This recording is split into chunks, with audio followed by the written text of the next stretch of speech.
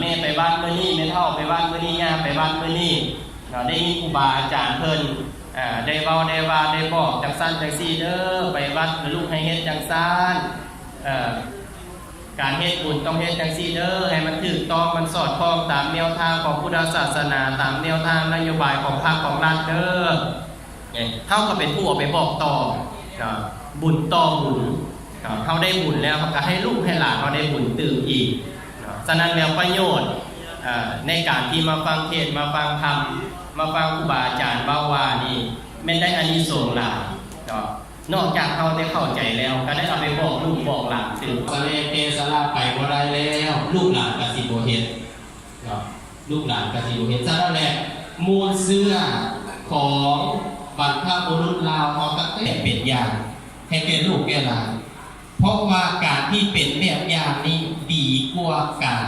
ที่เราจะไปเว้าไปว่าคือแบบอย่างที่ดีกว่าคำสอนให้เข้าใจง่ายๆบางคนนี่สิไปบอกลูกไปให้ลูกไปด่าลูกแต่ว่าตัวเองก็ยังเฮ็ดบ่ได้ไปบ่ได้อันนี้ก็เป็นสิ่งที่ยากพ่อแม่ฉะนั้นแล้วก็จึงว่าการที่เราจะสอนลูกสอนหลานที่ดีเราก็ต้องเฮ็ดให้เบิ่งยกตัวอย่างคือบุญเข้าศาลาเข้าประดับดินพ่อแม่บ่เคยพาเฮ็ดจักเทื่อบ่เคยมาเฮ็ดหวยเข้าศาลาบ่เคยเฮ็ดพาเข้าหาบรรพบุรุษหาประตูเมตุเดี๋ยวลูกมาตกถึงลูกก็บ่เฮ็ดให้เฮาได้บัดนี้เนาะให้มาแล้วเวลาเขาก็สิเฮ็ดคือเฮาพ่อแม่เนาะอันนี้คือการสืบทอดเนาะการสืบทอด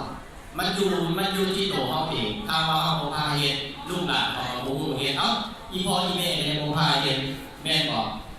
ฉะนั้นเฮายังไปโทษลูกโทษหลานได้บางทีบ่ขออนุญาตประตูเมตุเนาะบางทีเฮาบ่นำพาลูกหลานเขาบ่ฮู้เฮ็ด